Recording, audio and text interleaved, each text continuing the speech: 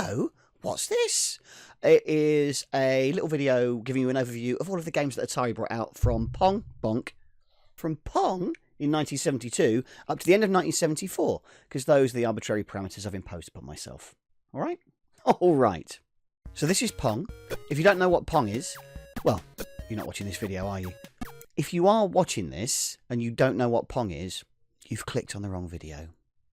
Off you pop. Right, now they've gone. Basically, Nolan Bushnell, who's the guy who founded Atari, saw a game very similar to Pong at a pre-launch demo of the first home system, the Magnavox Odyssey, and he got one of his employees to rip it off so they could whack a version of it in pubs. Long story short, that went well, hence video games. Although I say it went well, they did end up actually having a legal battle around it, ended up settling out of court with a licensing agreement with Magnavox. They didn't quite get away with it.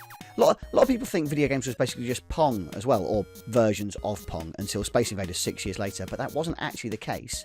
And I can prove that right now, because the next game Atari brought out was Space Race. There it is. Basically, two spaceships, it's a two-player game again. They both race to the top. Whoever gets there first each time wins a point, because games, and avoid the asteroids, because being hit by an asteroid in space is bad. And this game was actually originally developed to give to Midway, because they've got a contract with them.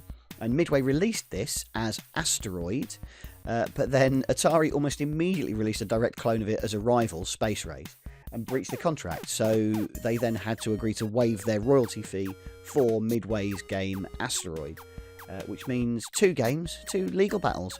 Well done, everyone.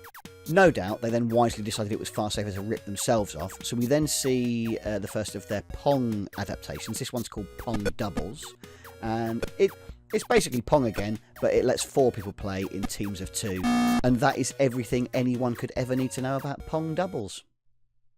So the next game is very different to what's come before it. This is a game called Gotcha. It's 2-player again, and one person chases the other. There's a limited amount of time, and the person who's doing the chasing gets 1 point every time they catch the other.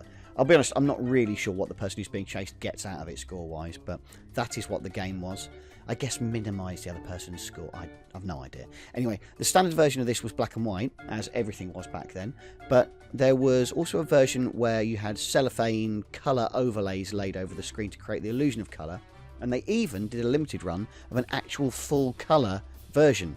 You'd think being the first full-colour arcade game would have been enough of an innovation, but Atari decided to take that further, and their key innovation for this one was, rather than having joysticks for controllers, they had pink domes which represented breasts, which had joysticks inside them.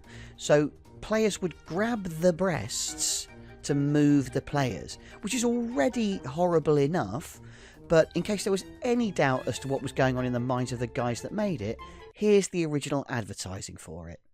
Gotcha! I mean, for fun. So they pretty quickly switched back to joysticks for the rest of the cabinets they made after something of a backlash. And after Gotcha, they quite wisely went back to Pong for a bit.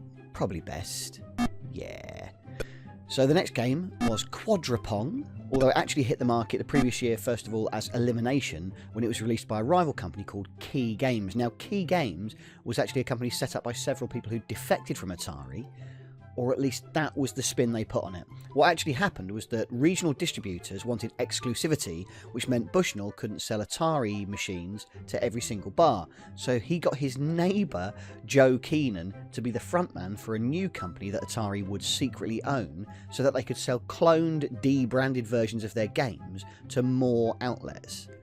I mean, you know, that's good businessing. So the difference with Quadra Pond was that it's proper 4-player. Rather than having 2 teams playing doubles, all 4 people got a side of a square and had to defend that goal. And if you conceded a ball, you lost a life. And eventually, if you lost all your lives, the wall closed up and the remaining players carried on until it was last person standing. It's a really good adaptation of Pong. It feels really fresh. And actually, the next one, and it's another sort of Pong variation, is a really nice one too. This is Rebound. Apparently, it's volleyball, not tennis. Sure, but it's actually a nice change in having the sort of parabola physics of the ball rather than the lefty-righty that we got used to. It also foreshadows a game that was huge for Atari in 1976, Breakout, because we've got the ball going vertically rather than horizontally across the screen. and even harks back to Tennis for Two, which you may or may not be familiar with, but it's a very early game from 1958 played on a laboratory oscilloscope. Although, and it's rare I get to say this, I've no evidence Nolan Bushnell copied that. Key Games did a version of this too, which added a spike button, so you could actually make the paddle jump up and try to slam the ball down towards your opponent in that one. But you'll just have to take my word for that, because I cannot find any footage of it.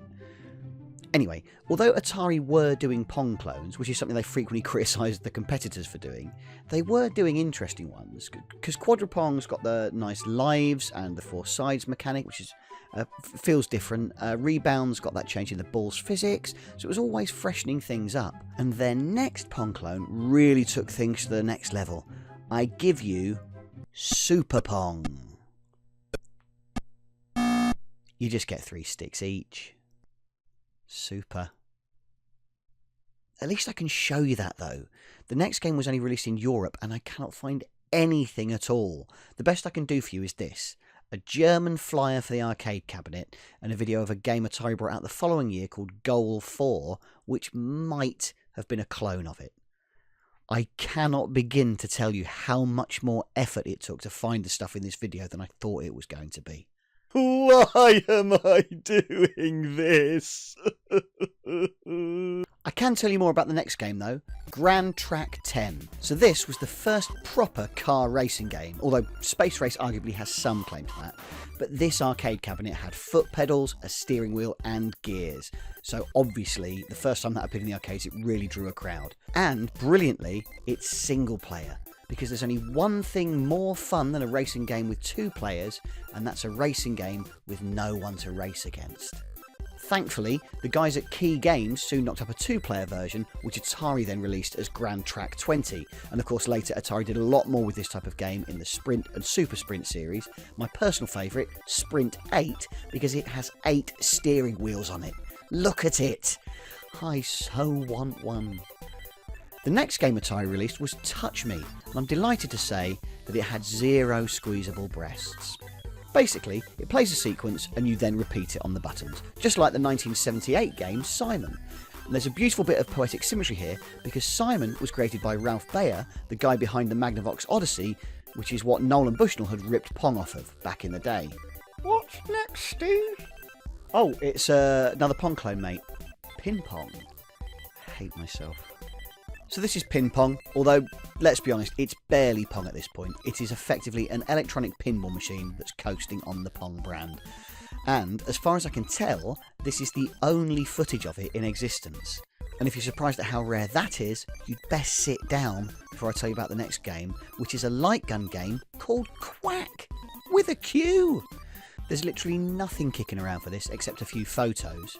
And it's weird because this is clearly the inspiration for Nintendo's Duck Hunt if you read up on its gameplay. It must have been ahead of its time because it did not do well in the arcades at all. And so, we come to the final game of 1974, and it's a key one in the development of Atari this, as it's the first original game Key Games developed, which was a smash hit for them. Spawned a bunch of sequels, which is lucky, because Atari were in real trouble financially, and it was at this point that they chose to announce to the industry, who was still mostly unaware somehow, that these two arch rivals, Atari and Key, were going to merge prior to the launch of the game. So this is Tank. It was called Tank by both Key Games and Atari. No point in pretending it was 2 different things at this point. And in the game, 2 tanks hunt each other down in a maze and try to shoot each other. Just like with Gotcha, it had both black and white and colour variations, but thankfully, no simulations of sexual assault. Progress! So there you go. That was that. I hope you liked it. If you did, please do all the usual things, like, subscribe, share it around on social media, say something nice in the comments. If you didn't like it, why are you still watching it? Are you an idiot? I think you're an idiot.